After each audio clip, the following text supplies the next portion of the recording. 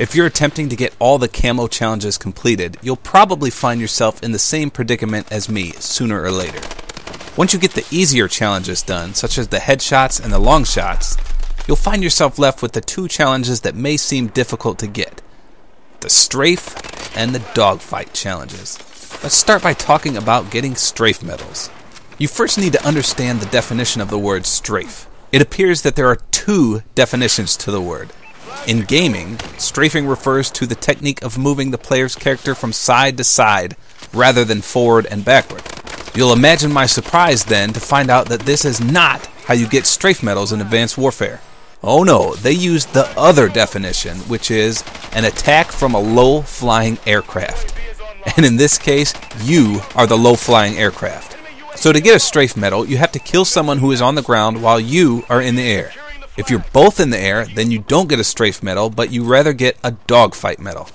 So with the technical crap out of the way, let's talk about tactics. So this is surprisingly very easy to do. You'll want to use the exosuit ability called Exo Hover. The description of this says simply, hover in place for a short duration.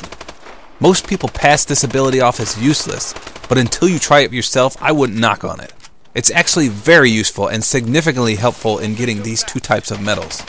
So all you really need to do is Exo Hover and pick off targets on the ground. Hovering lets you gain access to otherwise impossible lines of sight, and more often than not surprises your enemy. I can't tell you how many people have been dumbfounded when we get into a fight and I break into a full retreat, turn a corner, and then jump in midair and use Exo Hover. My enemy chases me thinking I'm still on the ground and never once thought to look up to see me hovering in place. Using this technique, seriously, you can get at minimum 8 strafe medals a match. At maximum, I'd get anywhere from 13 to 18 medals. One thing to note about Exo Hover is that you cannot move while hovering.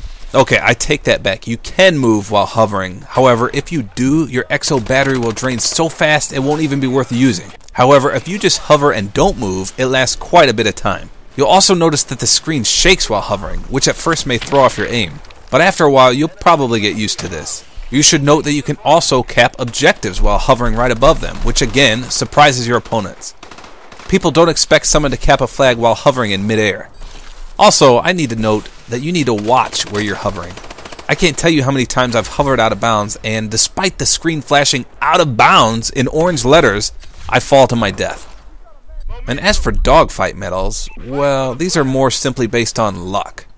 With the strafe medals, you know you can get between 8 and 18 medals a match, simply because there will be people on the ground. With dogfight medals, however, you both have to be in the air. You can't count on people jumping to attack you, so these are random for you to get.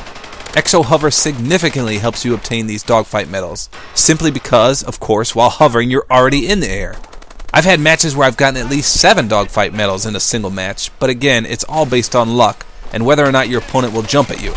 I think only the SMGs and the shotguns require the dogfight medals, and shotguns clearly have piss poor range in this game, so you need to be extra lucky to get these from that gun class.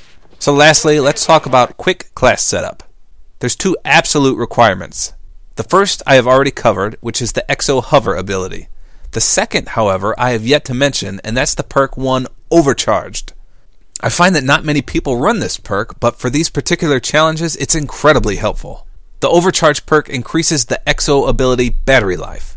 So this helps you to hover even longer, again, provided you don't move while hovering. I find myself able to kill at least 3 to 4 enemies sometimes in a single hover while using this Overcharged perk.